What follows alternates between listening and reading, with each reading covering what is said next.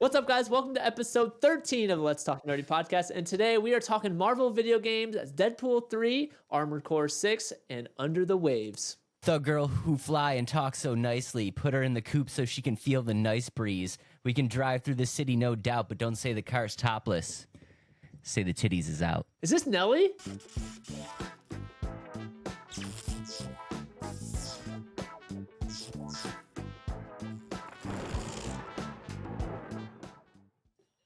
Oh, yeah, that was Nas, dude. You are so close.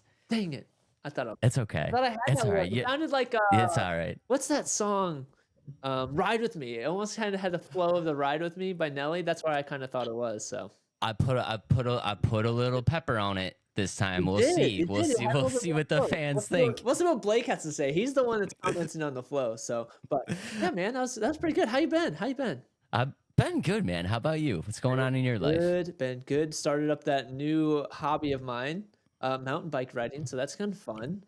Let's go. Did you bail yet? I have not bailed yet. However, my wife's tire popped yesterday or 2 days ago. Oh, no. So I had to carry her bike over a mile through the trail. So, and I had the crazy thing is I had an extra inner tube to put into a pop tire, but her bike isn't a quick release like tire, so you have to have the right wrenches, and I didn't have them. Yeah. So that kind of sucked. But other than that, it's been fun. It's been really fun. That's a dangerous hobby. I would love to get into a hobby like that, but I think I think my old frail body, I need to just stick with golf. Like I need a sport where I'm exercising for like 0.4 seconds and then just driving around. I don't know, it's been fun. I'm going to start the mount or like the downhill soon because I really want to go fast. Because the up in the trails is fun, but I just want to fly, man. I just want to go flying down the hill, and I think You are going to be the Ricky Bobby of mountain bikes, and I love that for you. maybe, or I'll come back with a cast and like a broken collarbone next episode. But yeah, that's my plan to try this next weekend. Adam's going to be full body arm cast. Ladies and gentlemen, welcome to episode 14. That's what it's going to turn into. And I didn't realize how much of an expensive hobby mountain biking can turn into. I got a cheaper like Dick's Sporting Goods mountain bike, but man, if you really want to get into like the full suspension, like the over the top, it's like a couple grand up to like 10 grand, which is like not where I want to get right now. I have so many others to spend money on. Lance Armstrong's bike costs like $4,000 or something like that. That's crazy. Yeah, it's insane. Other than that, I wish you all the best of luck on your hobby. What's going on in the gaming life right now, dude? I saw. So, ladies and gentlemen, if you have not seen, Adam put up an amazing review of the new Exo Primal game, and I think that's the game that he's been jamming on. So, if you guys haven't checked out that review, check it out. He did an awesome job. We'll leave a link down below. But just a little teaser. What are you thinking about the game? About the game, which I said in the review. It is a very fun game. I'm gonna keep playing it for probably a long time as my Division craze kind of died out. I don't play that too often anymore. But it's fun. Like I said, my biggest complaint in the review, I said my biggest complaint is the cost. I just think it's not a game worth $60. But if you have it on Game Pass, play it, check it out. It is definitely worth playing if you have access to it. Not at the full price, to be honest. No, that's honestly the one thing that stood out to me where you were talking about the pricing and I'm like, ooh. And then it's like, ooh, another one. Ooh, another one. Like, oh my God, dude. So, on top of the $60 price tag, you also, if you want to have all the characters to start, you have to spend $15 and then $10 on top of that for the battle pass, the season pass. And I was like, yeah, nope, not happening. Not happening. Yeah, no, that's a lot. What about you? I recently went back to Cuphead. I forgot how good of a game Cuphead was. If you guys haven't checked it out, if you guys haven't checked out the last episode that we did with Blue, well, a couple episodes now we did with Blue.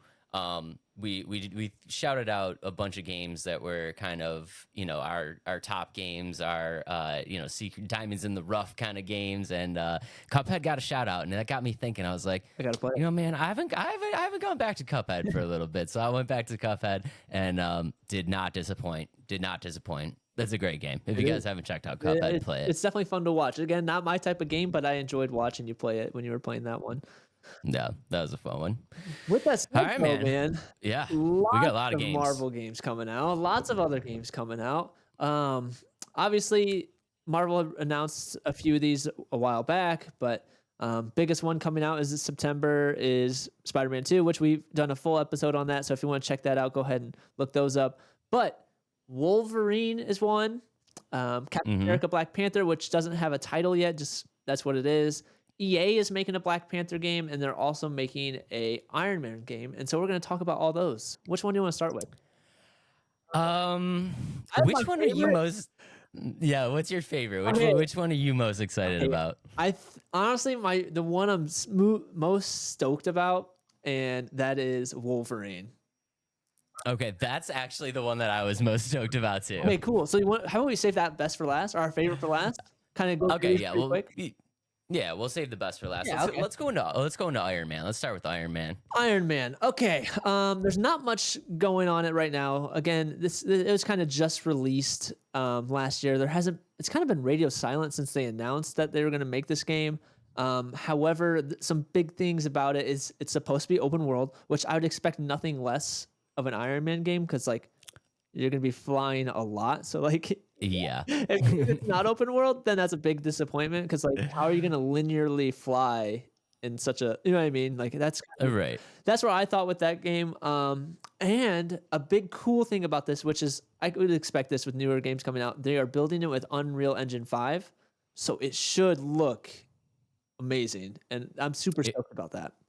Yeah, it should look amazing. It's also coming out by Motive Studio that just gave us the Dead Space remake, and we saw what they did with the Dead Space remake. So I think, I wouldn't classify Iron Man as a shooter per se, Right. but when you get into the Marvel universe, he's probably the closest thing to a shooter that you're gonna get. Right. And I think they did fine with the shooting mechanics on the Dead Space remake, and I think that's gonna carry over into the Iron Man game. So obviously you're gonna get a bunch of melee combat, but like I said, this is probably the closest that a Marvel game will ever get to a shooter, and I think they're going to be able to handle it just fine. Right. And aside from like Guardians of the Galaxy, it was much more like a shooter aspect too. Like that game was very shooter-esque, but Yeah. I think the biggest thing that EA has to learn from is the mechanics of the Marvel's Avengers game, which I think that they know what they have to do. I think they're bringing the right people now rather than slapping this like game together and be like, oh, Marvel Avengers game, this is what people want, but it wasn't what people wanted. And I think Yeah. that EA is going to learn from that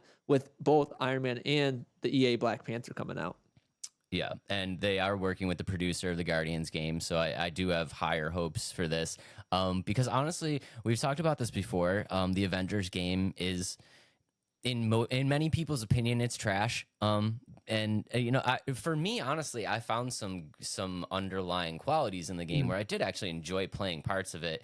But Iron Man was one of the characters that was like He didn't almost feel forgettable. fluid. Yeah, he didn't. Yeah, it just didn't feel fluid. And it was almost hard to play as him because, like I said, it wasn't an open world game, and you felt trapped as you're flying up, and then you're like, well, shoot, like I'm stuck up here, and like just the mechanics of trying to fight as you're flying as Iron Man, I didn't quite like either. And I think with an open world game of Iron Man, I think that's perfect, and that's kind of where I think that this game's gonna go. But who do you want to see as some of the villains in an Iron Man game? I mean, there's many ways that they can go, right? They can go very comic-esque, or they could just go very MCU and like throw out something crazy like a Thanos or something like that. As much as I'd like to say keep it comic-based, which is what 99% of the people are going to think that I am going to say, I wouldn't mind if they threw it to like a Thanos or something like that, and made it more of like an MCU, like a very big deal, kind of like a very big boss. Because the one thing about Iron Man is like some of his rogues gallery, like the villains gallery in Iron Man, is kind of forgettable, and that's has to do a lot with the age of the comic. So yeah, I would be okay with him going the MCU route. How about you? I kind of agree with you there. I think what they're going to be able to do though is throw more of those smaller ones together. Like, you know what I mean? Put some of the smaller villains into it, kind of like AIM and Whiplash, some of those characters into it, and like kind of ground it in that sense, but and then for like you said, bringing in Thanos' army or Ronin's like army, just armies coming at him, just so you can really feel like you're like blasting through everybody. And I can see Yeah. that with like a Thanos. I don't know if Thanos like himself, but maybe more of like a just a bigger entity because Thanos is like a multiple team kind of fighting villain. But Yeah, I think exactly. they'll be able to find a good enough villain where they can throw in there where it's not so grounded, adds a lot of air combat. That's another thing I hope this game has is like air combat with like your chasing scenes and stuff like that. That'd be sweet. Yeah, I mean, I think they have to. I Right. don't think you can do an Iron Man game. You can't do it justice if you don't have any type of aerial combat. Right. So I mean, And with that kind of like the other way they do it is like you fly to the location, dive to the ground, and then fight, and then fly to. Yeah, I don't think that'd work too well, to be honest. no, Yeah. So yeah. So I'm actually excited for this one. Yeah. I wasn't super excited about it until I looked a little bit more into it, and then it got me thinking of like, they're just the realm of possibilities that they could do, and then seeing who's working on the project got me more interested into it. So hopefully it's good. right, and I don't think it's going to be probably not this next year. Probably 2025 is kind of what the rumor is.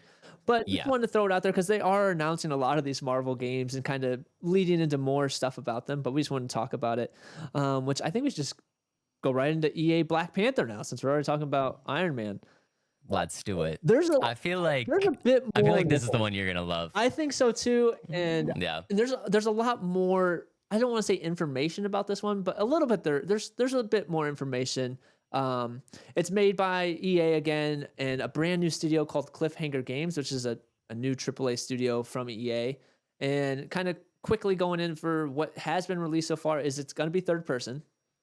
They haven't confirmed that it's going to be open world, but a lot of the tweets and the press release is saying expansive world, sandbox. So using those words that are open world esque, and I'm excited for that. Just imagine like yeah, exploring everything you can about Wakanda. Like you look at like all the Marvel movies, and you look at Wakanda, and it's like, whoa, that'd be a sweet city to be able to explore. yeah, exactly. And uh and they took talent from other big franchises such as Shadow of Mordor, Halo, God of War, and I just think that's really cool.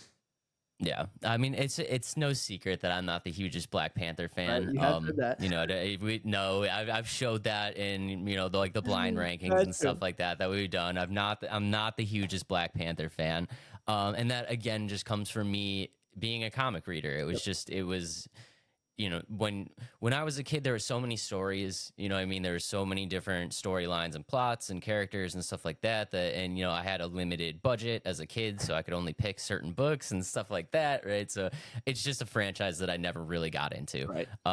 And that's kind of continued into my, now adult years. Yep. But I will say that the Black Panther game is probably one of the most interesting to me as a gamer because the things that I love in gaming, melee combat. Yep. I love melee combat with the Souls Yep. franchise. I love exploring. I'm a big explorer. I want to find every single collectible. I want to go in every single nook and cranny. And like I think that this fight style and this setting for the game is going to be something that is just like very intriguing to me, and I think I'm going to have a good time in this game. The storyline might not resonate with me as much as it would with some who are really true like Black Panther fans, but when it comes to gameplay, this is a game that I'm super excited about. Here's another thing kind of going off of that. So the people behind it, I never played Shadow of Mordor, so maybe you can kind of chime in on this, but Halo is a first person shooter. Yes. God of War, okay, I take that back. I was gonna say like, oh, this is more coming from first person shooter games, but God of War isn't so much a first person shooter that relies on. So I take back what I was gonna say, but they have like first person shooter people behind them, and they have the Call of Duty people. So I wonder how that's gonna kind of play out. But God of War, that's not very first person shooter. So Yeah, I mean I'm not super concerned with like who they have on the development team, because Shadows Mordor was combat wise, I thought it was decent. It wasn't anything to write home about. It wasn't anything just completely awful. It was kind of middle of the road. Mhm. But yeah, I mean, I think as much as I want to say, like, I think just game developers in general would just understand like how to make a good combat system. Right. We've seen that that hasn't always been the Yeah. case. But I mean, to put anything in a EA like a Marvel after the Avengers, I feel like there's no way that they're gonna let any of these games be awful. They Right. literally just can't. Right. So I'm not super concerned about it. And like I said, you know, Wakanda is like that's probably like the coolest place in the Marvel That universe and that I could Asgard. think of to I explore. think Asgard would be another one that, Yeah. because like, let's be honest, like New York City, all these games that have New York City as like the open world, like you can go to Google and be like, oh, I see where that's at. I can see where that's at. But like Wakanda, you can't just do that. You can't see Yeah. these locations. And that's another thing is like they said they were gonna put as much of like Wakanda, like from the comics, the movies, everything's gonna be in this game, and I think that's super exciting. Yeah. Like I, you know, I don't want to, you know, and guys, when I say this, just know that I am from New York. Like, and I'm sorry if you live in New York City and this bothers you, but like I've been in New York City. It's a shithole. Like, it's eh, you know, I don't want to explore New York City. I can do that in real life. I Yeah. want to explore Wakanda. You know what I mean? I love New York City. I maybe because I haven't lived there. I didn't live there as long as you've lived there, but I actually really enjoy New York City. But um, kind of going off of that, they another rumor is, which I don't know how I feel about this. The rumor is that there's going to be character customization, like character creator. That's so that makes me a tiny bit worried about the storyline. Yeah, and Yeah. I don't. I that's just a rumor. It's not confirmed, but if it is, like, that doesn't really make sense. Of like, it's a lineage. Like, unless you're like, oh, this is what T'Challa looks like, or the next lineage of like Black Panther is. But like, you can't just like have this blonde head like kid playing as the Black Panther. Like, it doesn't make sense. So I hope that's not like a true like.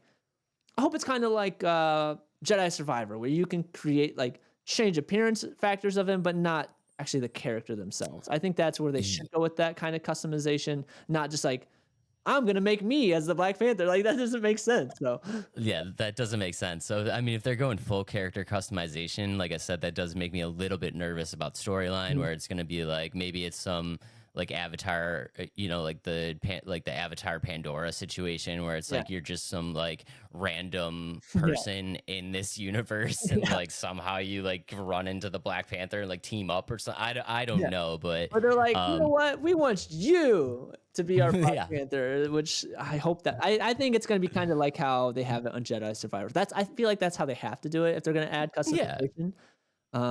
But yeah, this game sure. again, it's one of those like probably not coming out in 2024, probably 2025 at some point. But again, it's on the radar. It's been released. People are talking about it, so we want to talk about it too.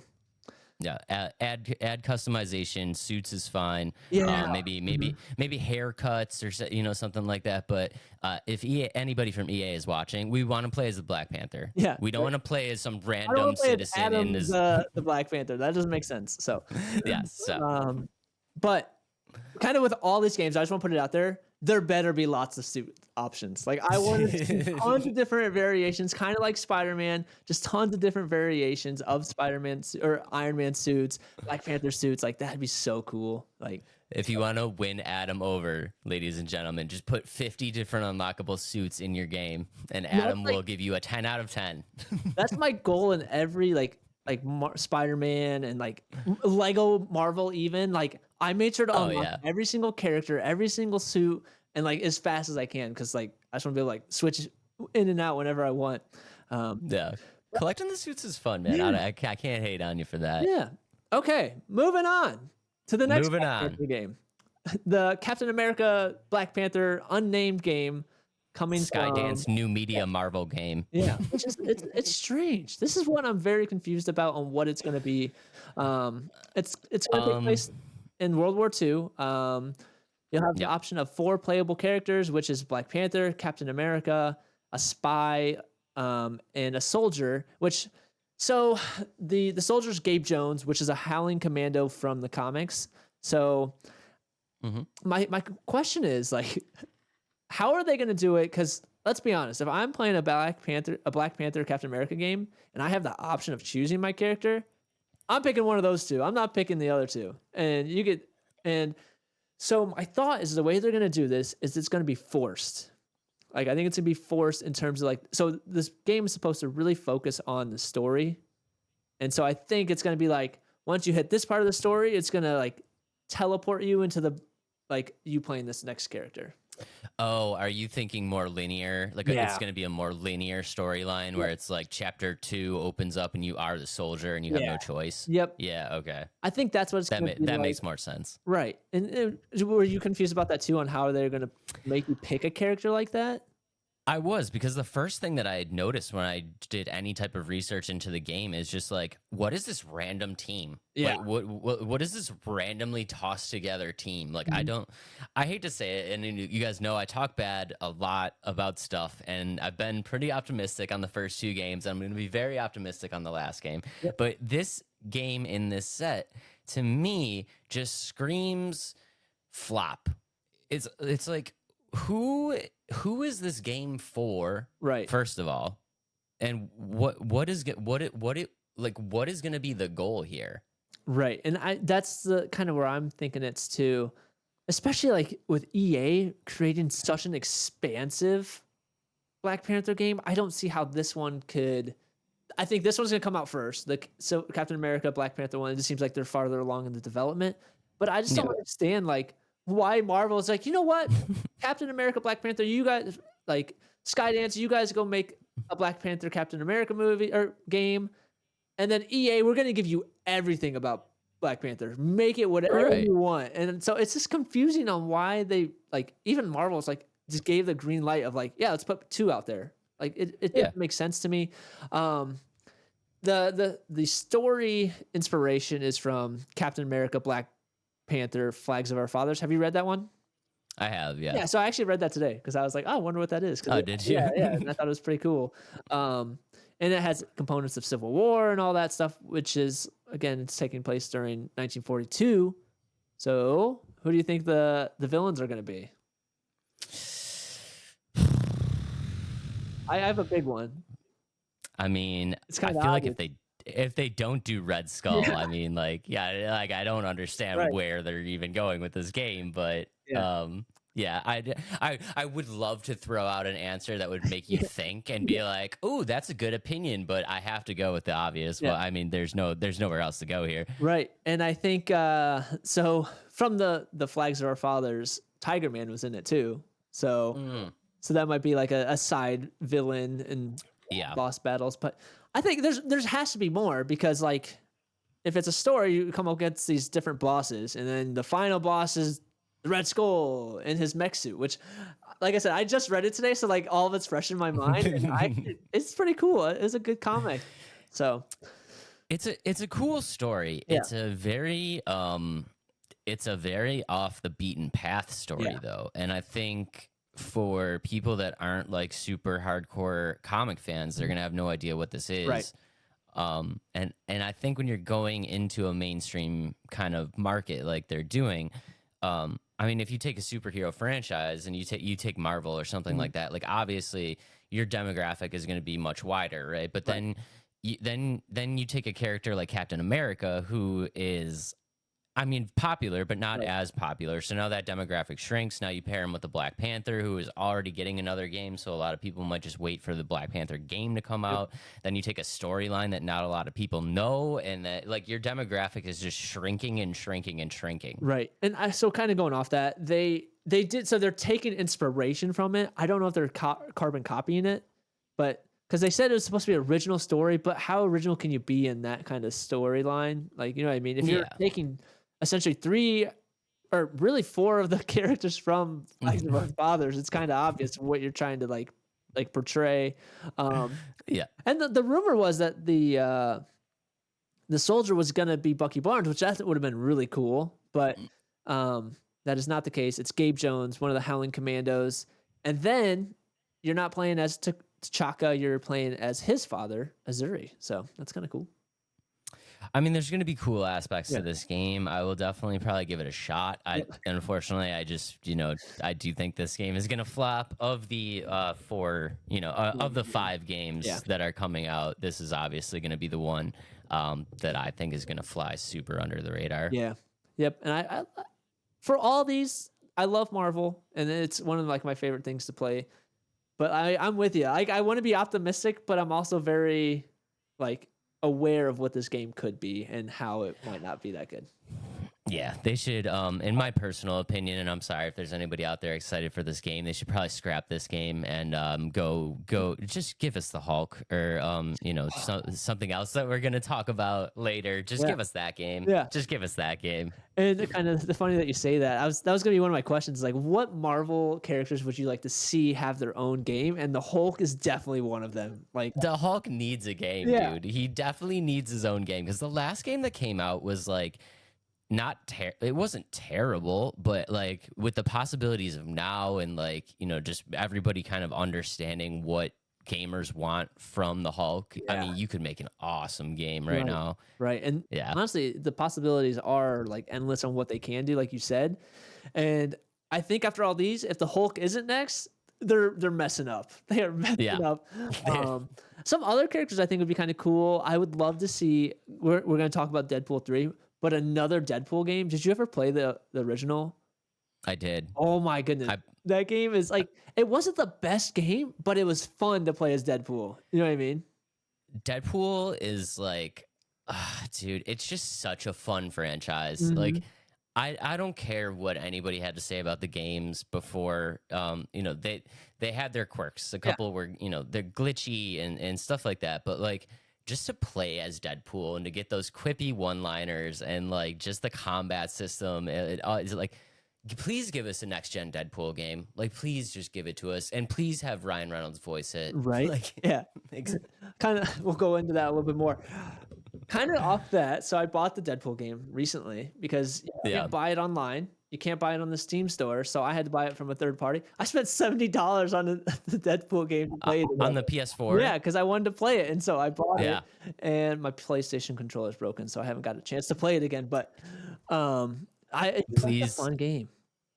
Please drop that link where you got it for $70 because I too also wanted to go back and play it, and I do not have a copy. And the cheapest I found it on Amazon was like $89. I think I found it on Macari. I think that's the website.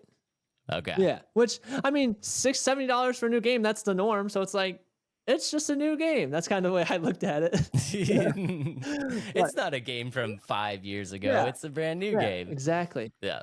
Just give us a next gen Deadpool game, guys. Deadpool, Come on. Hulk, and if they had like, me and my bow and arrows, if they had a Hawkeye game, oh my goodness.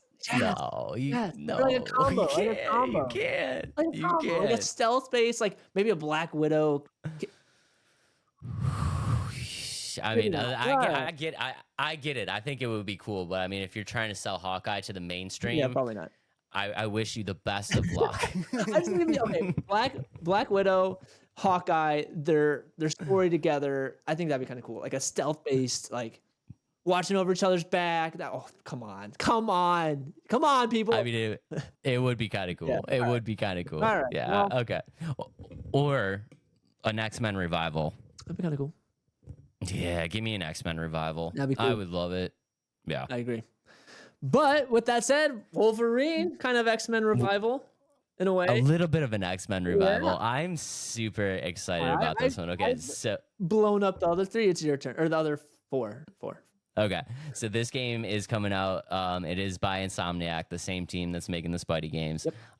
And I'm super excited for this game because I think the combat system of Spider-Man is going to work so amazing with Wolverine because he's just 100% melee. Yeah. The one thing that I don't know what they're going to do, and this is always the problem with Wolverine, is he's got the regeneration, right? Yep. So how do you die in this game? I think it's gonna be one of those things. It's regeneration over time, not so much like you get stabbed, you're back to life. You know what I mean? They have to have him die in a way, like, or maybe like it's him passing out after he dies, and then it's like, I woke up back to where I was in a way. I think that's how they're gonna do it. Maybe it's a regeneration over time, or like they'll have like vibranium packs that he finds. You know what I mean? Or kind of how like Spider-Man does it is like you have like the up on the D-pad and it regenerates your health. I wonder if that you kill so many people, it has this like almost like a power up bar, and then when you hit that, it like that's how it regenerates your health. I don't know, because I definitely agree with you. That's kind of confusing, because especially because he's like, I'm invincible. So Right. Yeah, they're gonna pop up on the D-pad, and Wolverine just gonna be like popping adamantium like yeah, pills or yeah. something. It's like, Or I said oh, vibranium. I so did say vibranium. I meant adamantium. But or it's gonna be him going Super Saiyan, like ah. that'd be sick. That'd be super cool. Yeah, but Going off I'm your super point, excited about yeah, me this. too. It's Yeah. another one of those games that like they announced it and then nothing, like radio silence. There's been a lot of rumors for this game, um, and the biggest thing that I saw is it is going to be rated M, so just straight gore, which Yeah. you can't have it any other way. If you saw the movie Logan, oh my goodness, you saw that one, right? Yeah. Whew, the You blood can and gore to that. It's just like Deadpool. You can't do it. You can't do this character justice and have it be family friendly. I mean, Logan is really Wolverine is really toned down in cinematic Yep. universes. Like X-Men. he really is, he really is. And if you look into the source material, into the comics, Wolverine is like a bloodthirsty like killer. He is like uncontrollable. It's just to really do this game the way that Wolverine should be done, it's got to be that way. Right. Kind of going off your point of like who it's being produced by, it's the same team that did Miles Morales, which I thought was a Yeah. great game. The kind of the speculation is like, yes, Miles Morales' team is working on it, but as soon as the main team that's working on Spider-Man is done, they're going to come help jump over and kind of really put some focus into it as well. So that's kind of the way it works. And I think they're doing this because so they announced Spider-Man 2 last year. It's coming out this year. I think that kind of the way that's kind of went, I think Wolverine will be coming out September, maybe next year, around that kind of time frame. That's kind of what I was thinking Yeah. as well. I do think they want to try to get it out before the holiday season next year. Yeah, I don't think it's not going to come. Obviously, not come this year. It's not going to come early next year. I think it's going to be one of those things. They announced it 2 years later, it's out, and that's kind of how a lot of Insomniac does it, right? They announce it, and then 2 years later, it comes out. Aside from Yeah, Spider-Man, that one kind of popped in. So I think that one is a little bit of a different leeway just because of the launch of the PS5. They probably had to up the timeline Right. a little bit and try to get that out faster to hit the PS5 launch, and just build the excitement there. But yeah, typically the way that they do it is that way. Yeah. And I'm fine with it. Honestly, take your time. Yeah. Take your time. This is the first time that Wolverine has gotten his own solo title on a next gen console. Right. There has been Wolverine games before, but this Origin is the game first is time on actually it. pretty decent. You ever play that The one? Origin game, yeah, the Origin game is actually really fun. Yeah. But yeah, this is going to be the first one on the next gen consoles. So take your time, make it good. And I'm super excited for it. I'm definitely grabbing it. These things that I want to see in this game, tons of suits. Have to have tons of suits. And if there's a way that you could cameo Deadpool in this game, that would be amazing. I don't think it's gonna happen, especially since it's going to be in the same universe as Spider-Man. I don't know if you saw that. Like that's what the rumor. Yeah. So I don't think they'll be able to throw Deadpool in there, but I think that's kind of cool. It's gonna be semi-open world. It's similar to like a new like the new God of War, like Ragnarok, how they did it with that. So that's kind of where they're gonna take this game with that one. Yeah. I want to see Sabretooth. Oh, I think that's without a doubt. I think without a doubt that's where they have to go. But like if I don't get my classic Wolverine Sabretooth battle in the snow, just like ready to rock, like I'm gonna be very upset. So please include the Sabretooth battle. I think that's where they have to. That has to be something. I'm super curious to see because this is gonna be an original story, and I'm super excited to see it. I'm super excited too. Out of all of them, this and Black Panther, like EA Black Panther, are the two I'm gonna like super stoked about, and I just want to hear more and more and more. Yeah, and I mean, hopefully, if this game does well, if the Wolverine game does great, I mean, this could be the lead into the new X-Men series. So, hopefully, the Wolverine game does well. Maybe we're looking at like a pre-X-Men Wolverine where, you know, some post-credit scenes, maybe he like meets Professor X or something like that, and it kind of leads into everything. So I mean, that would be super sweet. Hopefully. And like Yeah. again, the possibilities are endless with this kind of like game and storyline with just the Marvel universe in general. Like they literally can bring thousands of comics into life with this like with video games, which is very cool.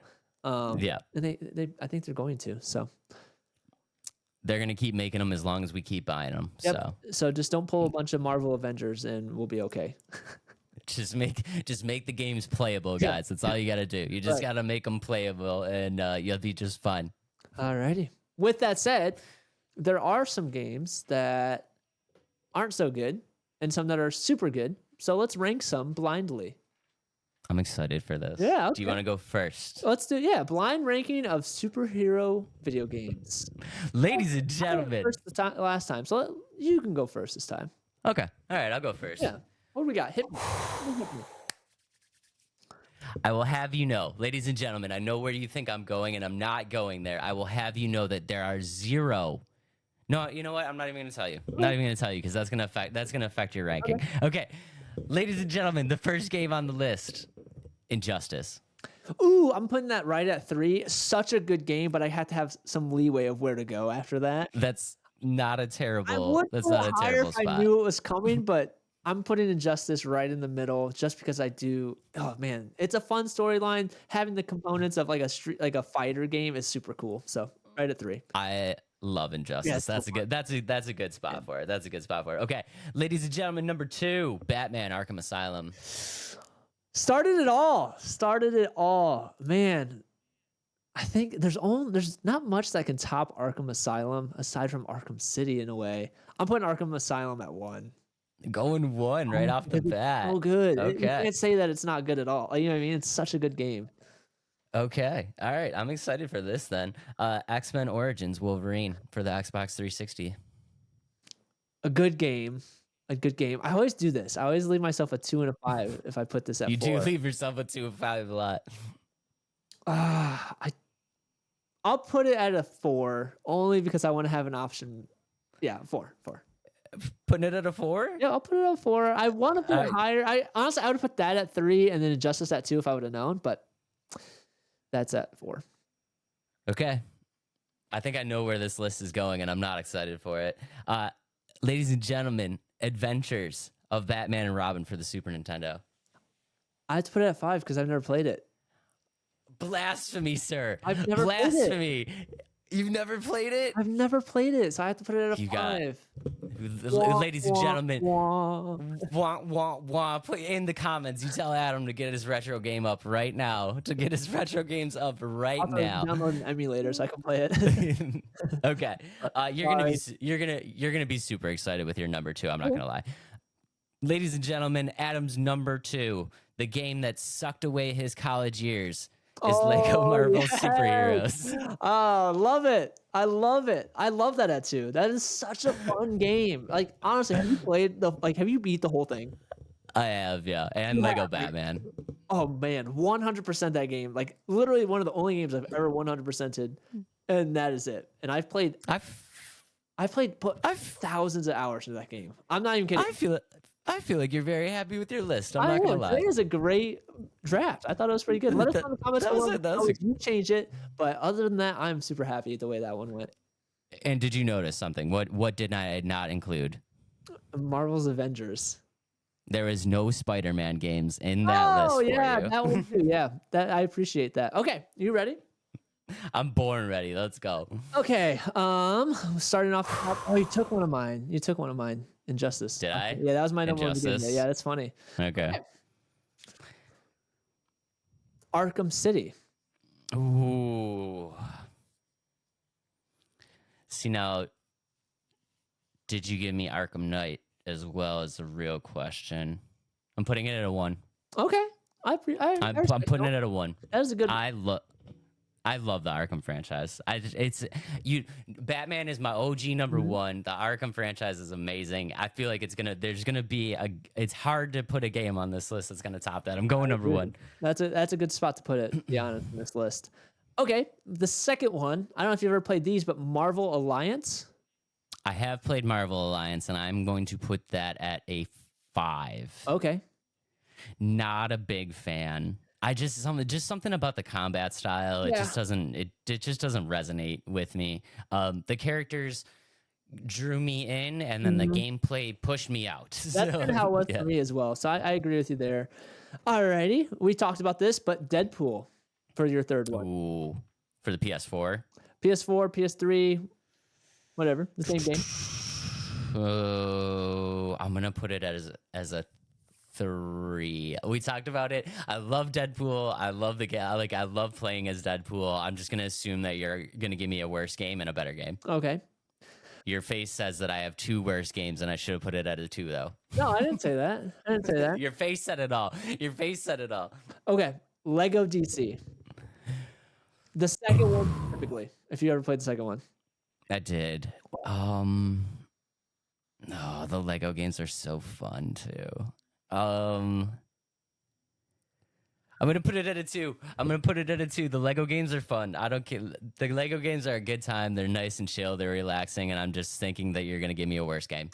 You'll be wrong. Oh, I think I might be wrong. But have you? I don't know. I'm not sticking straight to DC Marvel, but for your last pick is going to be Prototype. Oh, I would switch the list. Would you? How would you have done that? I would. Do you count that as a superhero game? You know, it's funny because I also put South Park: The Fractured Butthole on my list. Yeah. Dude, I didn't know if that was qualifying as a superhero game, but yeah, I'm gonna count Prototype, and also I think we should count South Park as a nice little shout out. Nice little shout out for the South Park. Infamous Second Son, or just the Infamous series in general. Oh my goodness, I love those. I have such fond memories of my brother playing Prototype and Infamous. He was like really, really into it, and just like hanging out and watching him play was super fun. It's like you're like sucking the electricity up and like sliding all over it, dude. Yeah, I would totally flip my list. I would put Prototype number 2 had I known that was coming. All right. That's all right. But again, man, those were some decent lists. We didn't give each other. I had Marvel's Avengers on my list if you took any more of mine, but I was like, we both know where that one's gonna go, so I didn't put it on. Yep. So. Yeah, I had Lego Batman, Incredible Hulk, Ultimate Destruction, Arkham Knight. Yeah, I had a bunch on there. A bunch of we got some shout outs. Where would you put Origins? Arkham Origins. Above or below Arkham Knight? I would put it below Arkham Knight. Okay. I think for me, Arkham Asylum takes the cake. Right. Yep. Yeah, that's my all-time favorite. Arkham Knight kind of, I think Origins has got to go below Knight. I have 2 arguments for both. I think the open world and driving the Batmobile of Arkham Knight is super cool. The characters in Arkham Origin, super cool though. You know what I mean? Like Deadshot, like everybody's in that one, and I think that's super cool. Deathstroke's in it, so I think that there's pros and cons of both, and that's kind of what I agree with you. It's like almost those are flip floppable. Like you can flip flop those too. They are very flip floppable, and you brought up the exact point of why I do like Origins better. It's just the rogues gallery of just characters that they just slammed into that game is crazy. Yeah, I just love seeing all the characters that like I want to see in a Batman game, and it's like they're all there. Yep, that was a good draft. That was a good blind ranking. That was a good one. Characters you want to see in video games and movies. Deadpool 3. I'm excited for this, dude. Before we start, I brought lots of props. As you all know, I love pop figures, and so I dug deep into if I could have all my pop figures up on the walls, I would, but I just have way too many, so unfortunately some of them are in storage. But I pulled out some of my favorite X-Men ones. X-Men Deadpool ones. And kind of I don't have any particular order, but Colossus. Oh, dude, that one's sick. Metallic. Oh, it's so I know cool. The metallic's nasty. Okay, this one is just a basic little Cyclops. I love me some Cyclops. Yeah. All right, let's go. Now we're getting to some of the cool ones that I think are super cool. Juggernaut. Oh. Yeah. I love that they gave him like the angry like face. Juggernaut. All right, this one's just kind of funny. King Deadpool. I made my friend like scour like FYE, like a few FYE locations.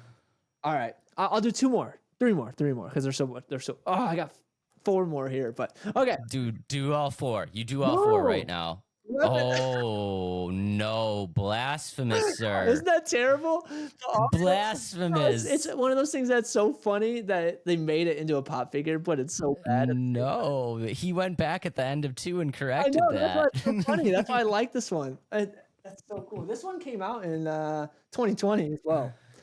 Okay, I'll say that. Deadpool 3 is just going to be Wade Wilson going back in time and eliminating all of the Weapon X pop Yeah, figures. right. Logan, that's pretty Let's cool. go. Oh, he's got the bone claws. I like that. Yeah, pretty cool. Yeah, that's sick. All right, another Weapon X. Ooh, Yeah. that one's kind of cool.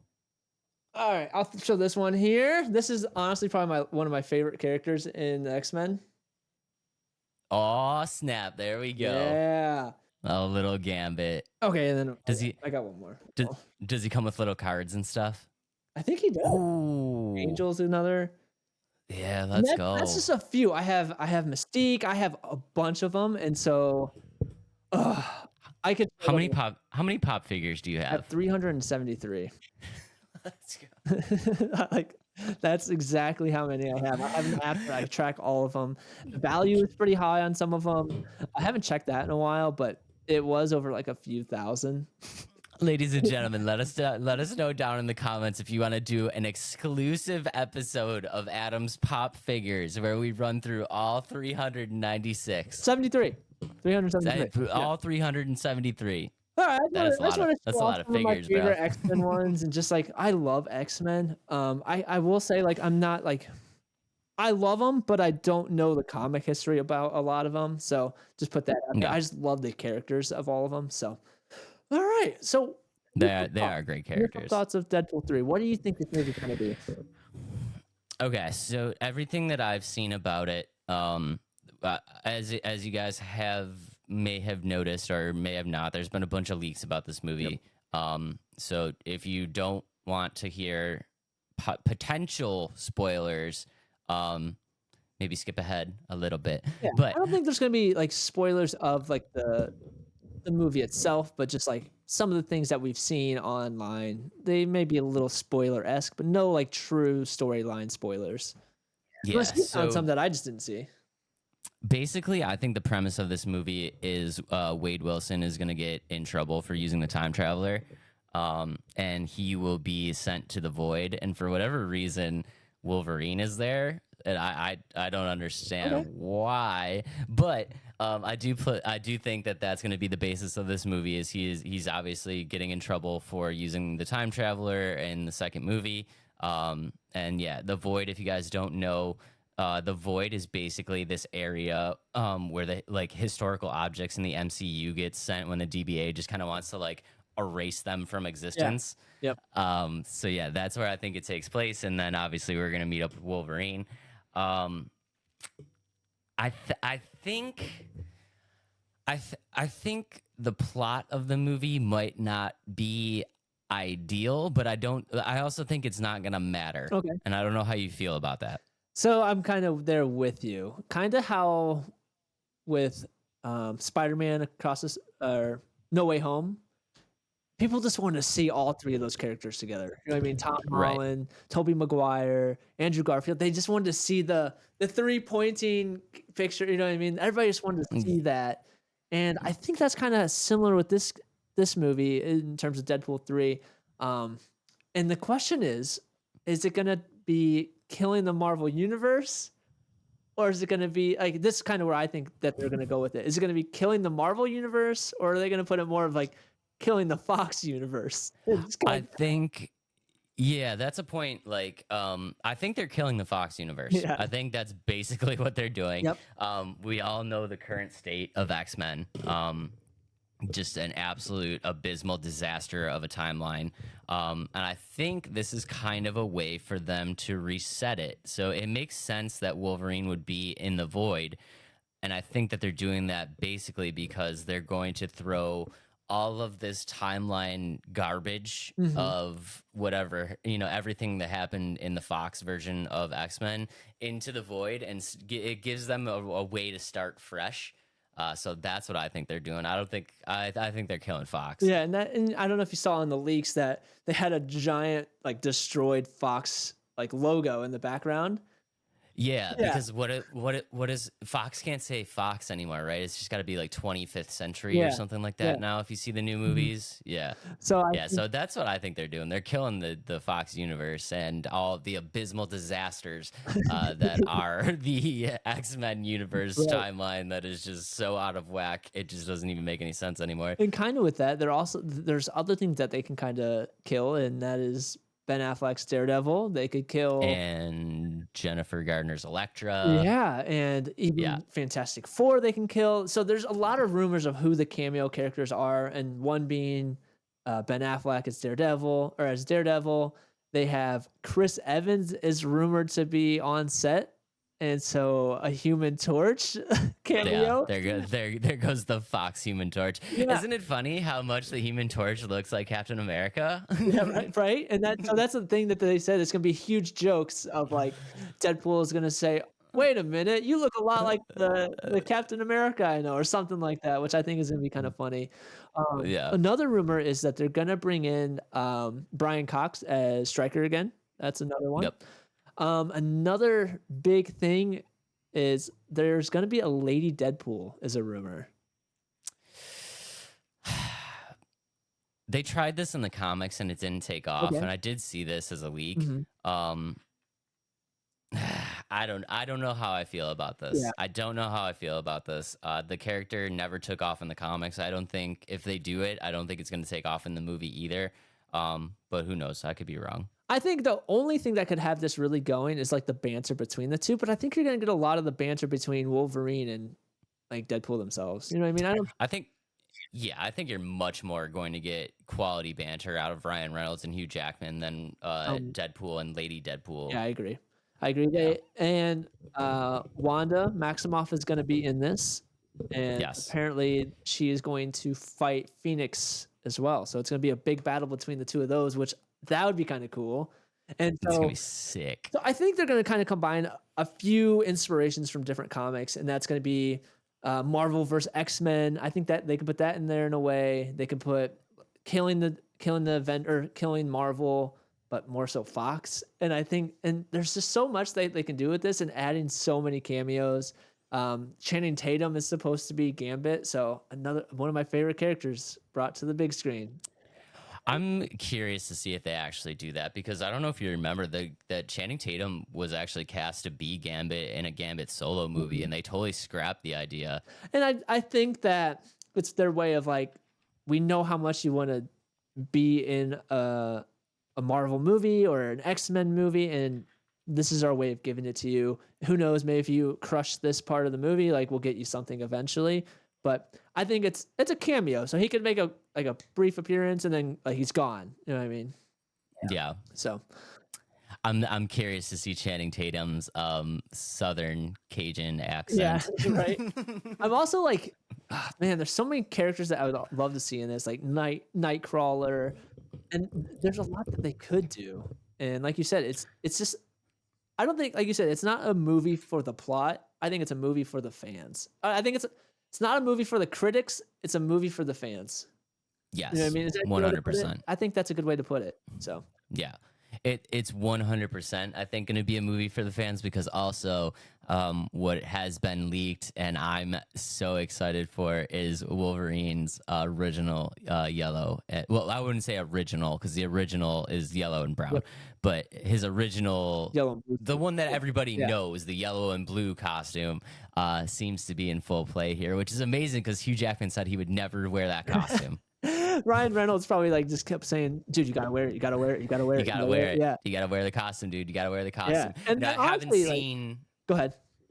I haven't seen any pictures with the hood, so don't, guys. If you haven't seen the leaked pictures yet, don't get your hopes up super high, because he still has Hugh Jackman. He still has Logan's face without the hood. Yeah, and But he's got Logan like the hair too. I don't know if you like kind of hinting that that's the horns in a way. Yeah. Yeah, I don't know if that was like his we'll meet in the middle. I'll wear the suit, but I'm not wearing the hood Yeah. kind of thing. But yeah, even the fact that he's going a little bit with the Yeah. suit Which it is looks pretty so awesome. good. There are complaints of him wearing long sleeves with it. Have you seen that? Oh, yeah, I have, and I think I can kind of help out on that front. The reason why what I looked into and the reason why he's wearing the long sleeves in certain scenes is Mhm. because Hugh Jackman actually had some Yep. issues with skin cancer. Yep. So they are protecting his skin when he's out, Yep. in the sunlight and stuff like that. But there's plenty of scenes where like in the indoors and stuff like that, where he's gonna have like the rip sleeves and stuff like Yeah. that. So I think we have to take that one with a grain of Right. salt. What And I that's kind of where I love, was what gonna I go with it as well. So yeah, what I love to see Hugh Jackman in like the traditional sleeveless costume. Yeah, but I mean, if you're talking, help the poor guy, safety. the poor guy's got skin cancer. So I mean, like let's let the sleeves slide Yeah. here, guys. It's not that big of a deal anyway. Like it Yeah, really it's just that he's in the yellow and blue suit, which is just super cool in general. So yeah, I just wanted to like throw that out there that people are complaining about it, but maybe not know his reasoning yeah. behind it. And I think it's good to put it out there. Yeah, if you know the reasoning behind it, you're kind of like, oh, okay, well, like I don't really have I don't really have a fight to fight here Right. anymore. Like, Right. go ahead and sleeve up Yeah, here, save bro. yourself. Like you don't go. You know what I mean? Like he's doing the right thing, and obviously the studio is doing the right thing by him by saying, yeah, we'll put long sleeves on, and yeah, I don't know. There's Yeah, no more to talk about it, but just kind of throwing it out there. yeah. Just kind of throwing it out there. I'm super excited for the movie. I don't think the plot line's going to be anything crazy. I think we're going to get exactly what we want in this Deadpool 3 movie. Mhm. I do think that like not a I think we're seeing a lot of the leaks coming from the void, and I think that that's just kind of because that's what happened to be leaked. I don't think this whole movie takes place in the void. I feel like it's more or less like somewhere that they're going to go for like maybe 15 minutes of the movie and then come back to the real world, and the rest of it's going to take place Mhm. there. But yeah, I'm super excited for it. Ryan Reynolds is gold. Put him in anything and I think it's great. Put him in a Deadpool suit, It's phenomenal. game over. Phenomenal. It's a 10 out of 10.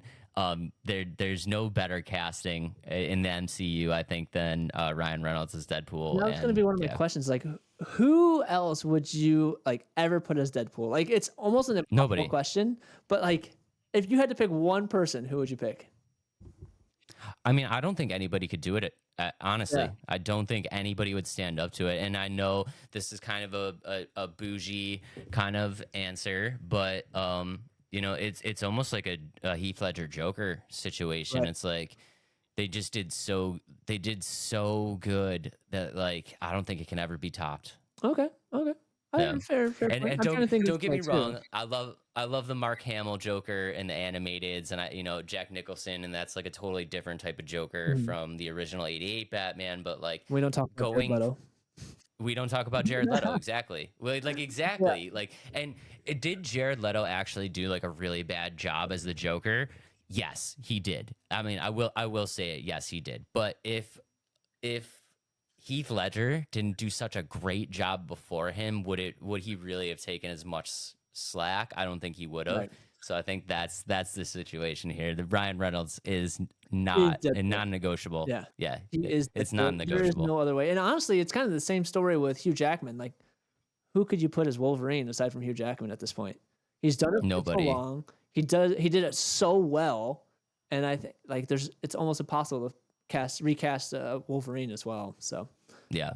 I mean, I think if we do end up getting a new X-Men, I think the only thing that they can do is kind of start it very, very early from the initial, Mhm.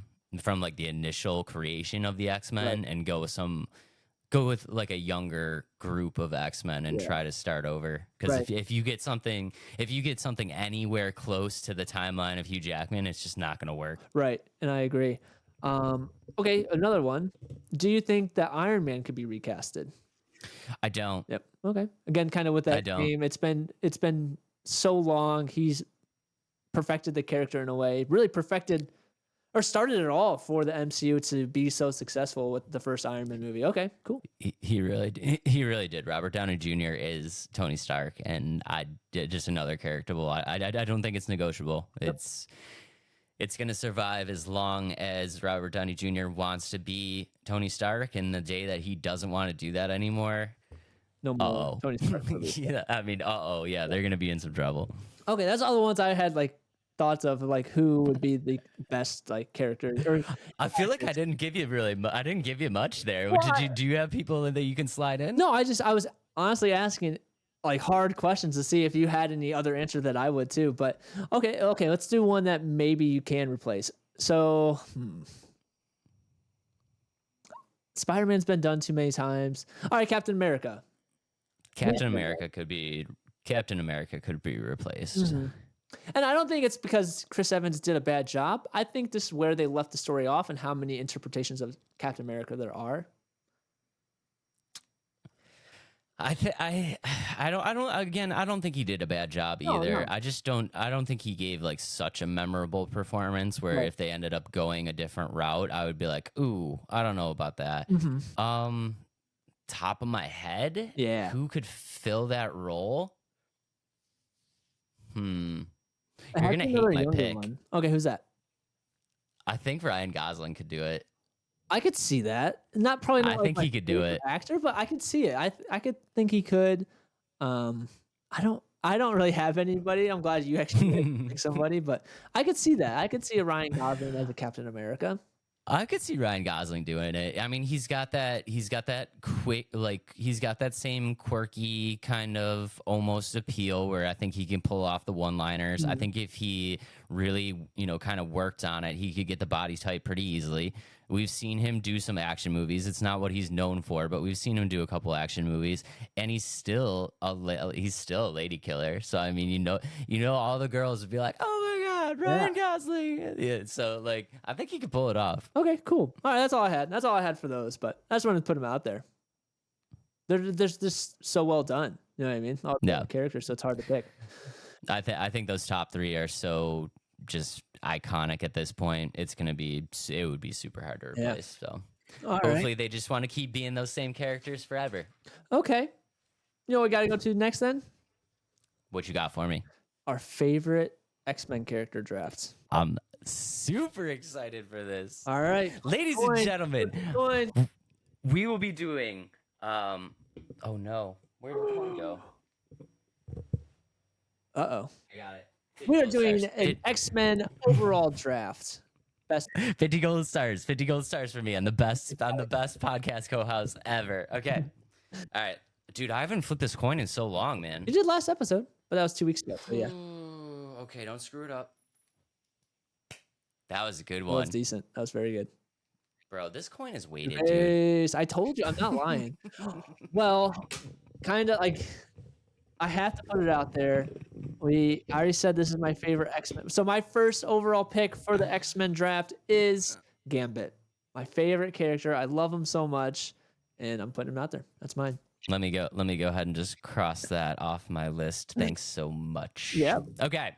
Ladies and gentlemen, with my first overall pick in the X-Men draft, you already know where I'm going. I feel like you already know where I'm going. I do. Ladies and gentlemen, add to the team Miss Jean Grey, the Phoenix. I knew that. I put her low on my list, only knowing that you were going to pick her high on the list. So, okay. Love me some Jean Grey. Love the Phoenix. She is like, if she wanted to, she could just destroy the entire world. Yeah, right. Just OP is crazy, and just. Oof. All right, my number 2 pick. And I feel like we have to put him on there pretty high up, and that is Wolverine. Definitely up there. Let me go ahead and cross that off there. No explanation needed for Wolverine. Just one of the best characters in the X-Men for sure. Yes. Okay. Ladies and gentlemen, with my second overall pick, I am going to be taking the one and only Nightcrawler. Are you mad? Yeah, I'm mad. That's my number 3. Dang it. Let's go. I love me some Nightcrawler, dude. He's just an amazing character.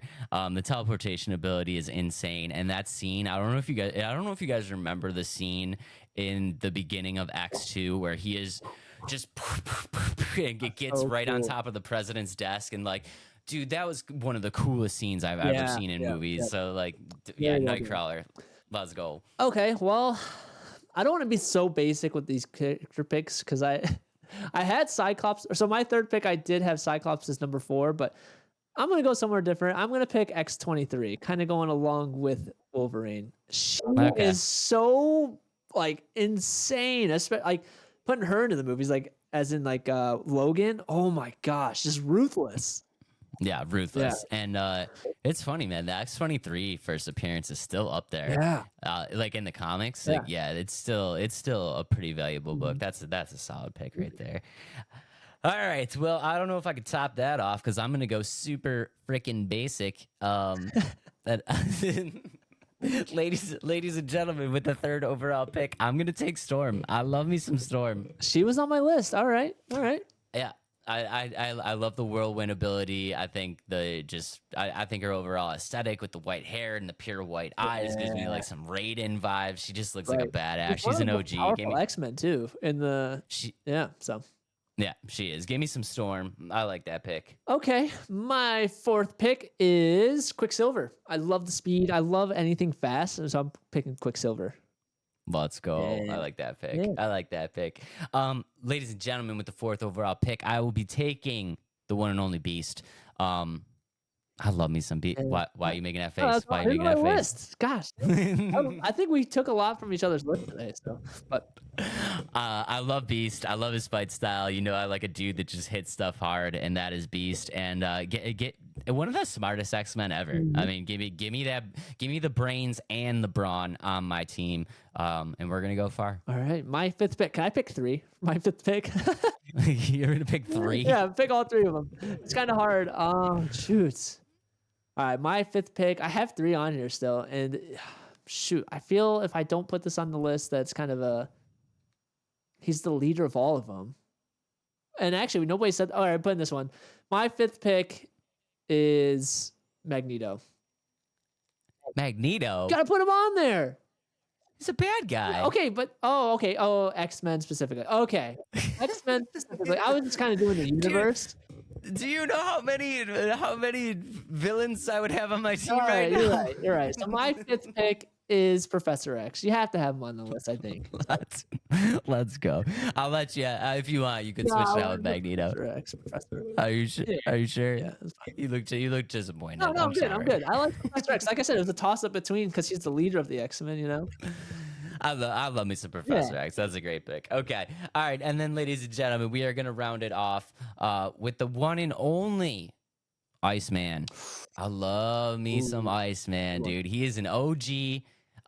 With the ability to turn water to ice, he does all types of manipulation, can cover his body in ice. Super sick.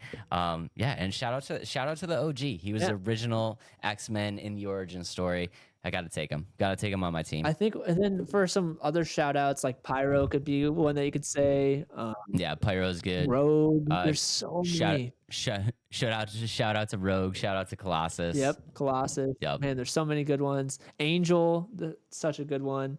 Mystique. Like we didn't even throw Mystique on our list. What are we doing? But well, so Mystique was on my list, but also Mystique was a villain. Kind of a villain she was a villain for a very long time in the comic books. So I was a little weary about throwing Mystique on the list. But if it was available, I would gladly swap out with Mystique with any of my last 3 picks. Right. Anthony, oh my gosh, there's so many good ones. That's why I love the X-Men universe, and there's just so many good characters. Like you look at some of the other Marvel, and you're like, Squirrel Girl, okay, like that's cool. Like Captain Marvel, like all right, that's why you gotta hate on Unbeatable Squirrel Girl, bro? No, like I'm saying, like in terms of, like character and like name, you know what I mean? Like I'm just messing with you. Yeah, no, I totally get it. I totally get it. Yeah, it's just like.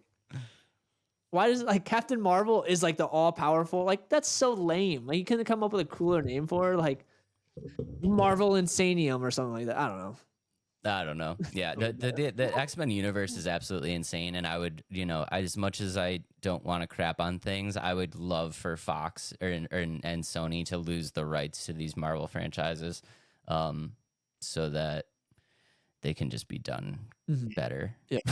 Yeah. Right. All right. No Well, look offense, at- Wait, guys. So, X-Men is owned by. Oh no, not X-Men. Deadpool is, but not X-Men itself. That's still. yes, And then X-Men Fantastic Four was is now owned by Disney, so that makes sense. Yeah.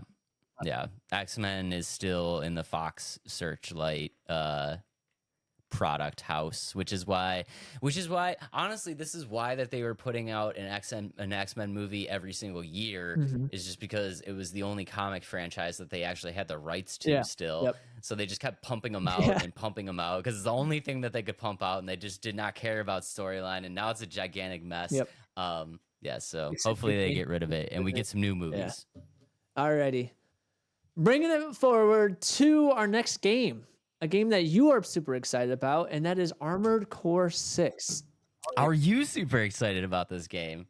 I'll put my head down for a second and let you go ahead. Wow, let's go. Do we have the trailer? I do have the trailer, actually. I picked the Let's gameplay. Is go. that okay? I picked the gameplay trailer today. Gameplay trailer is great. Ladies and gentlemen, Armored Core 6. Yeah. Armored Core 6 is the first installment in the Armored Core franchise in over 10 plus years, and it is from my absolute favorite studio of all time, From Software. Let's go. And I just want to preface this by saying, ladies and gentlemen, this is not a Souls game.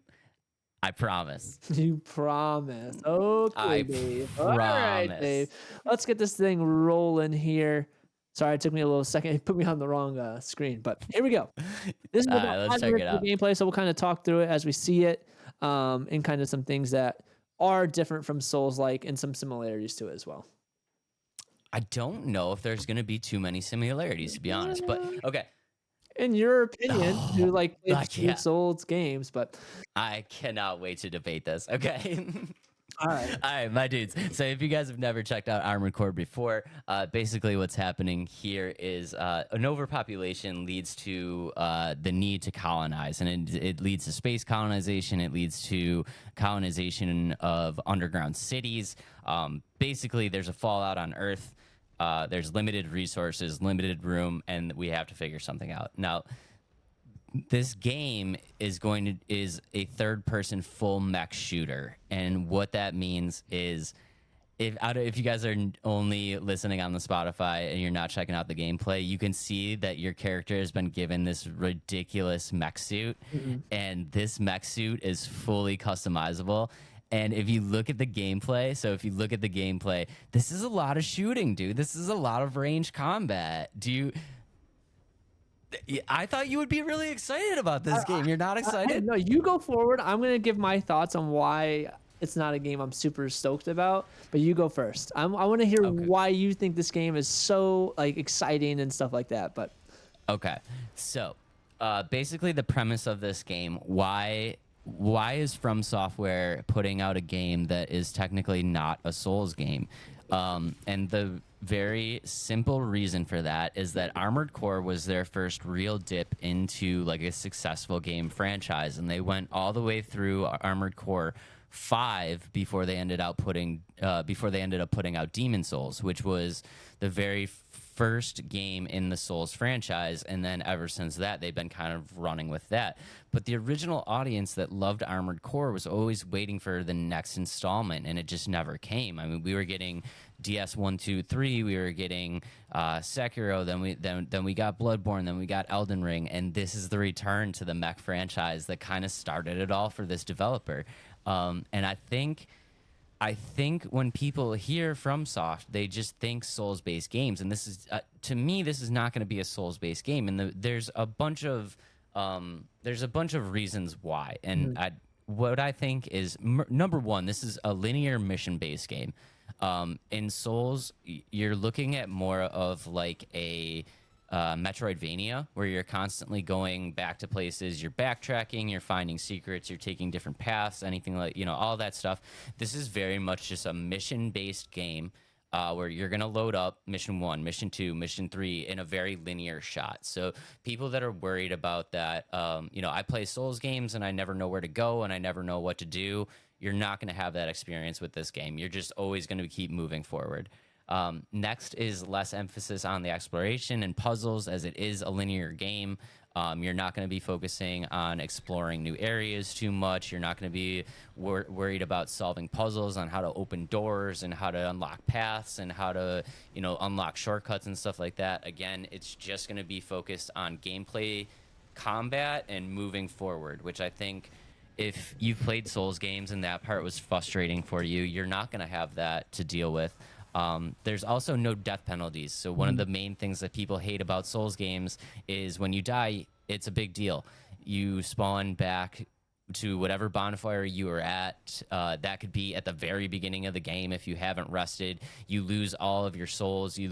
There's a very big penalty in Souls games for dying, and in this game, that's not the case. You're not going to lose any of your upgrades. You're not going to lose any of your mats. You're not going to lose a lot of your progress. There's going to be very automatic checkpoint systems, and I think, again, people that feel like Souls games kind of cheat you when you die, you're not going to have to deal with that either.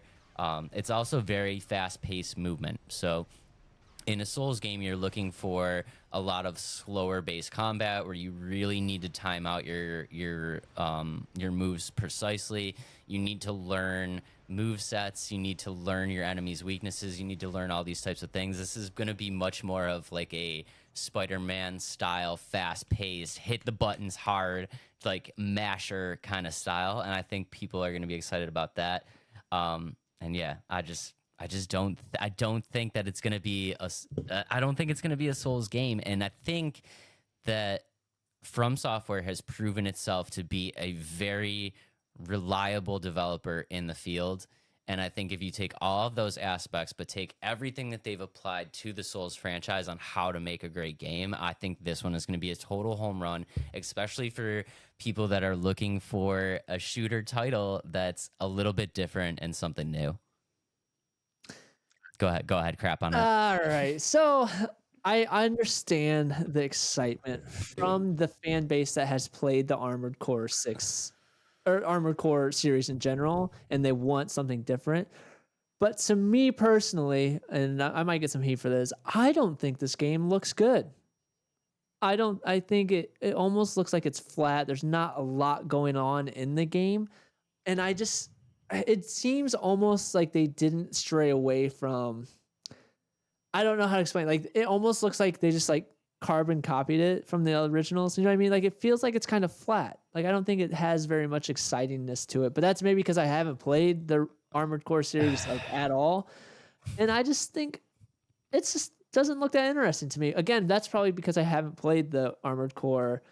And I do get a little Dark Souls feel to it, the way the bosses are set up, but you did, I had a lot of those notes on like why it's different than the Dark Souls, and you hit like literally every single one I was going to talk about. So, but to me, I think it's kind of flat. Okay, I do understand that a little bit, and I think what From Software is really great at, as a developer, is giving the fans exactly what they want. Okay. So I think they realize. I think From Software is like one of the few developers that truly does listen to the fan base and listens to their feedback on how to improve the games. And they're one of the biggest proprietors of like, if it ain't broke, don't fix it. Okay. You know what I mean? Yeah. So Souls games, if you look back on Souls games, there's not a lot of changes. If you're moving from, say, like if you're moving Demon Souls, Dark Souls 1, 2, 3, Bloodborne, there's not a lot of changes in the gameplay mechanics themselves. The only things that were changed were what the fans were really focused on, like, this needs to be improved, and all of the core gameplay mechanics were left alone because they know that these players have a certain style and a certain expectation when you load that game up. And I think they did the same thing, and they did it for the base of Armored Core 1 through 5 players, where it might look a little flat, but if you go back and look at the original gameplay of the first 5 games, I think that this is going to be exactly what those players want the game to be, just in an updated next-gen format. Okay. So I do understand that it might be um, it might look a little flat, but I do think that they are very much tailoring to the audience of Souls players and Armored Core players from the past that just have a certain expectation, and they're making that game for them. And I honestly commend them for it. Yeah, so I honestly I think you should give it a shot, dude. I really do think you should give it a shot. Why do you think it's Souls based? Well, just the way the boss fights are set up and stuff like that. That's why I think it looks like a Souls based game. But if I'll get it on sale, I'll give it a shot. This is a game that I'll give a shot, especially if you love it so much. But you got me to play Dark Souls 3, so I might as well try some of these other ones that you tell me to play. But I don't know. I do. So I think if they wanted to cater to really the Armored Core 6 or Armored Core series players, they wouldn't have started a new like a soft reboot of the series. You know what I mean? So this is supposed to be a soft reboot of kind of a storyline. Yes, it has the lore of the old ones, but it's supposed to be like a new story. I think if they were trying to target specifically the Armored Core players, that they would have stuck with the series rather than creating a soft reboot. I mean, so I think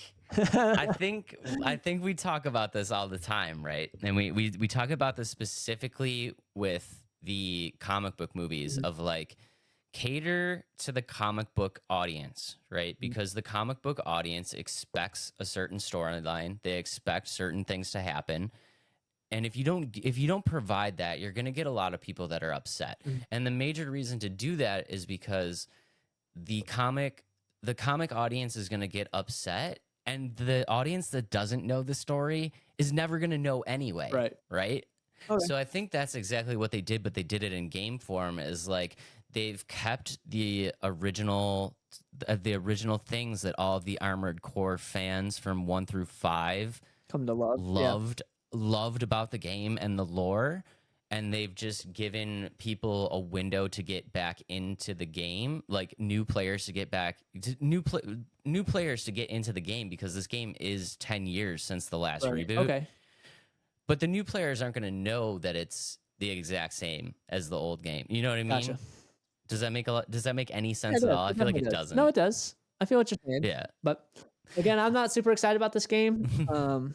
But I can see why people are excited about this game. So that's the thing.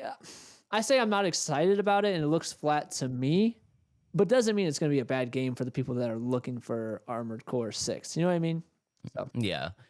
And I think, just another main thing is like Souls is very much not it's very much not focused on ranged combat. You can don't get me wrong, you could do magic builds and stuff like that, but for the most part, it's up in your face melee. I mean, this is traditional. This is taking that Souls engine and just putting it into a shooter title where it's very much longer range combat. Your mech suit is going to be fully customizable, so you can load in different types of like mechanics, different types of weapons, different types of upgrades and power ups. I don't know. I'm super excited for it. I'm sorry, Adam's not super excited for it. I was like, this might be a game he's gonna be all about, but it is not. Not right now. That's okay though. That's okay. There's tons of other games I'm super excited about, and that you're not. So it kind of works out. It's a give and take kind of situation, you know. Yeah, but my dudes, this game is dropping August 25th, so very soon. I wanted to talk about it before it came out. Right. Put it on your radar. If you are an Armored Core fan, you probably already know about this game. If you're a Souls player and you're looking for something a little bit different, check this one out. And if you're looking for a first-person shooter that's an amazing, or a third-person shooter that's like an amazing story experience, not so much focused on like multiplayer and stuff like that. If you're looking for a story-driven experience with a shooter title, check this one out. It should be pretty cool. Kind of one more note with it, kind of how you said it's not multiplayer focused. There will be PvP. There will be PvP, but there's no co-op and there's no like multiplayer in the true sense of like multiplayer battle. Like you're not loading in at like in like a COD lobby with 6 mechs against each other, but yeah, there will be PvP, which FromSoft is known for their PvP. So yeah, we'll see how it goes. Yeah, alrighty. I'm excited about it. I'm sorry you're not excited All about it. right. Check it out, guys. There's Check it another out. game It's that gonna you're be excited sweet. about though. Under the Waves. You're gonna have to take off on this one too. I don't like. I think the biggest question I had when I was looking into the game is like, what is it? You know what I mean? That was This is exciting for me, ladies and gentlemen. The next game, Under the Waves. Do we have the trailer by I any chance? do. It's Let's wrong. It's go. not pulling up on the right thing, but I got it here. I would love to get your initial reactions of this game. Okay. Before I say anything. Okay. So I'm not even gonna play the trailer. I'll let you kind of talk us through the trailer. But when I first watched it, I was a little confused. I'm like, what is this game? Like, cause like it's a psych based game. Like, you know what I mean? Like there's psyche kind of elements to it after, is it Sam? Is that his name or something? Yes. Stan is the main character Stan. that you play as. And he like went through some big loss. And in the trailer, which we'll pull up, is they essentially like he's having all these like kind of like mental, I don't want to say breakdowns, but like things are appearing. Is it real? Is it fake? And that's kind of where I kind of thought with this. And the biggest thing is like, I just don't know what kind of game this is. The exploration looks really nice. It looks really cool. And like, that's why I think it looks like a good game, but I just don't understand what it is. You know what I mean? Okay, so Yeah. I honestly think I can provide some answers for you. Roll the trailer? Roll the trailer. Let's roll the trailer. So, guys, if you're just listening on the Spotify, and I think this is the thing that really caught my eye about this game, is just the visuals. So this game, you're basically playing as this guy named Stan. He is a one-man show. He has been living underwater in this like what do they call it? Stations, like Yeah, like a station essentially. an observatory Yeah, or something like that. He's been underwater for 3 years, and I think one of the greatest things that we're kind of seeing in the trailer is just the visuals of the underwater scene. I'm a big fan of underwater stuff. I don't know why. I just absolutely love it, like sharks and like all that crazy stuff. Yeah, there's some sharks there. So we're basically exploring, and we're seeing a bunch of scenes where he's in this like sub rover, like he has scuba diving equipment, so he's just kind of like out free swimming, like he's out exploring like these caves, these like abandoned undersea stations and stuff like that. And I just think that's very, very like, it's such a great setting for a game that I think it's just, even if it's nothing more than just the visuals, I think that's going to be enough. But basically what you're doing is this game is set up in like a techno-futuristic 1970s. And what they've done here is you have this like mystery connection up top that's like feeding you like objectives in your headpiece, but they don't really give you any information of who is up above. So there's already like this mystery above there. And then also you're kind of dealing with like Adam said, the storyline for this game is that Stan incurred some type of trauma. We don't know what that trauma is. And essentially he's looking to rebuild his life, which has led him to be this, underwater explorer. He's been underwater for 3 years. So he's starting to manifest different like types of visions and stuff like that. It's kind of looking like, and I think it's going to be such an amazing in-depth story and just visual experience. And I'm super excited for it. So this is done by the same people that did Heavy Rain, which I talked about as my, hidden gem game. They also did Detroit, which most people are more familiar with. So if you're more familiar with those kind of games, it's a very story-driven game. They focus a lot on just Like emotion amazing, in general, yeah, they just focus a lot on like amazing visuals and just an amazing movie-esque storyline. And I think that's exactly what this game is going to be. And then put that in an underwater setting where you're like swimming in caves and there's like orca whales flying around and you're like looking at like sunken treasure and like sunken pirate ships and stuff like that. Like, sign me up, dude. Right. Sign me up. You know what kind of reminds me of? It almost feels like a third-person story of Subnautica. You know what I mean? Yes. Like, even though Subnautica is a completely different type of game, just like the feel of it, it feels like if they took Subnautica and like, you know what? Let's add it to be third person and like a unique, spooky story. Because Subnautica is scary too. So yeah, do you think third person Subnautica? Yeah, in a way, right? Like maybe not all the building aspects that Subnautica has, but I think it kind of has that feel to it. And do you think this is going to be like a jump scare game too? You think there's going to be jump scares to it, or is it going to be like, whoa, and like where did that kind of come from?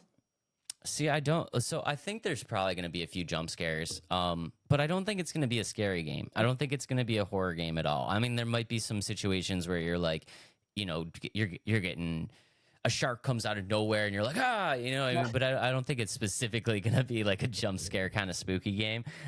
Heavy Rain and Detroit all have these, kind of these same kind of vibes where it's like they're not really horror games. I mean, there's obviously some action-packed parts and stuff like that, but not traditional horror games. So if you're thinking that this game is going to be more of like an Outlast kind of horror experience where it's like I don't think it's going to be that. But I wouldn't be surprised if there's a couple jump scares. You're like swimming through a sunken pirate ship or something, and an electric eel comes out at you or something. There's probably going to be that stuff. Yeah, it's definitely interesting. It's probably going to be a game that I will pick up.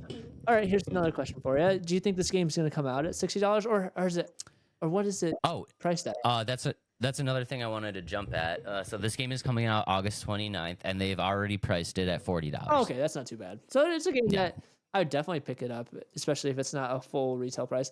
It makes me sound cheap, but like there's certain games that I'm willing to try, but I don't want to throw out a full $60 at a game. And that's more than understandable. I feel like a lot of people are that way, and that's another reason why I kind of wanted to touch on this game is that it is at that $40 price point, so it's a less expensive game for people that aren't really able to just jump out and grab full retail price titles all the time because games are expensive. So this one's dropping at $40, and I think that I don't think that has to do with like the effort of the game. What I really think that has to do with is this is probably going to be a shorter story than Heavy Rain and Detroit was, which I think is actually going to be okay. So I mean, for the $40, I definitely think you're going to get your money's worth, but I also think that shows that they've kept the storyline to a point where it's like you're going to play this storyline and you're not going to get like bored with it, right? Because it does seem like it's going to be a little bit of a quicker game. Yep. So I think exactly what it is. It looks amazing for $40. It's it's definitely a game that I'm going to be picking up, and give me more underwater stuff, dude. I just love underwater not everything. On top of the water, that makes you seasick. Yeah, not on top of the water. I tried Dave to play Sea of Thieves, but he's like, I can't do it, man. I can't do it. So that game made me so sick. Even just watching you play it, I was like, I would be watching Adam play Sea of Thieves, and then every once in a while, I have to be like, all right, bro, I gotta take a break. Yeah. Because oh my gosh, I don't know if anybody's played Sea of Thieves, but the wave mechanics in that game is so well done. Oh yeah. And then throwing it in first person, I don't see why people get sick. I had my wife playing it on the projector screen. She's like, I gotta stop. I can't play anymore. And she never played since. So, but yeah, and you're just like rocking back and forth, and I'm like, oh, I'll go throw up. That's so funny. So yeah, if you guys are worried about the seasickness, that's not going to be a thing. The underwater camera looks very, very stable. No real like ambient motion from the sea. It's a very stagnant camera from everything that I've seen. And it just looks super awesome. There's a quote here. It just says, "Discover the alternate reality of the year 1979, where retro science fiction and fantasy flow together beautifully." That's pretty good. I think it's great. Yeah. I think it's a great quote, and I think it's everything that I love. I love the science fiction. I love the retro stuff and the fantasy, and just For $40, I'm definitely gonna check this out. So. Kind of like another thing with the games starting to become $40, so 70. So they're like $70 and $40. I think that's just both sets of games. The market's going up in terms of like inflation and stuff, and just the quality of games being released nowadays. I think so. The games that are typically $30 are now $40. Like you kind of have to expect that at this point. Yeah, and the $59.99 releases are now $69.99, and that's just unfortunately a standard now. So, you know what? It's funny. I feel like in all these games we talked about, I don't think there's going to be a battle pass in a single one, which is nice. I don't think so either. Maybe actually, I take that back. The EA ones, they'll have something. EA can't have a game without a battle pass. Come on. You think? I hope not, but let's see. Let's see how EA does. I don't know. Did Jedi Survivor have Battle Pass? I didn't play that one yet. No. Well, then maybe. No. Maybe.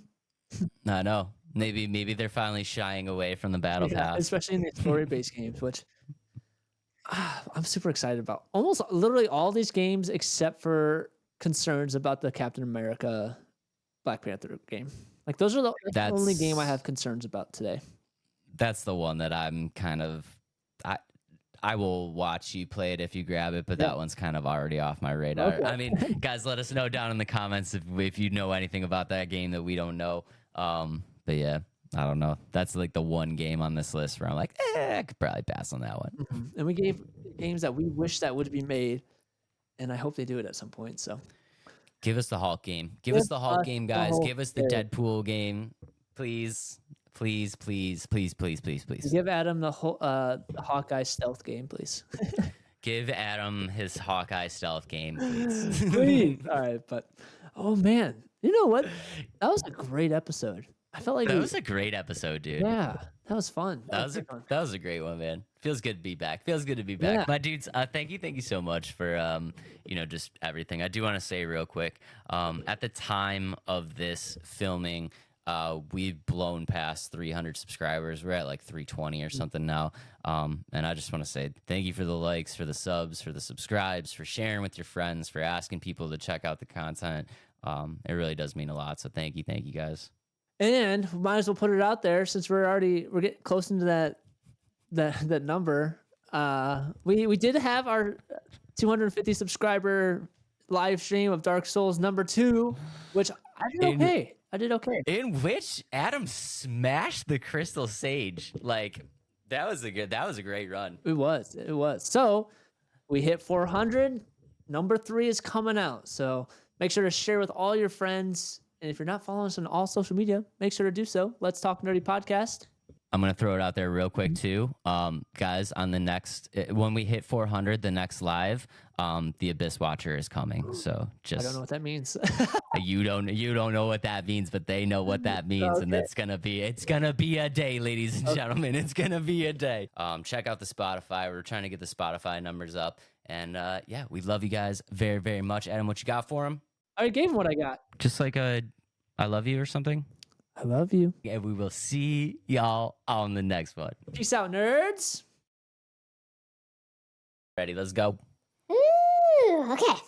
What's up, guys? Welcome to episode 13 of the Let's Talk Nerdy podcast. And today we are talking Marvel video games, Deadpool 3, Armored Core 6, and Under the Sea. Under the Waves. Shoot, let me do it again. I want to make sure I get it right.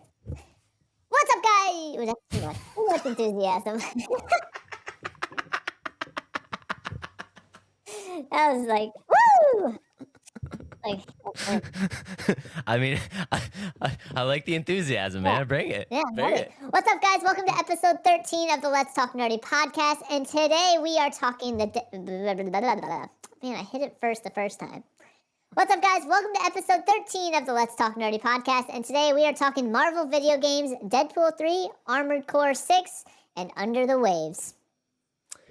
Ladies and gentlemen, I did not tell Adam that his voice changer was still on, so we are going to keep that interview. Oh. We are going to keep that intro. We're going to keep that intro in. I'm doing it again. You're like, what the heck? I don't want to listen to this guy talk like that for 2 hours. That's funny. I had no idea. That was amazing. I'm doing it again. We will throw it in there maybe as like a blooper in the end.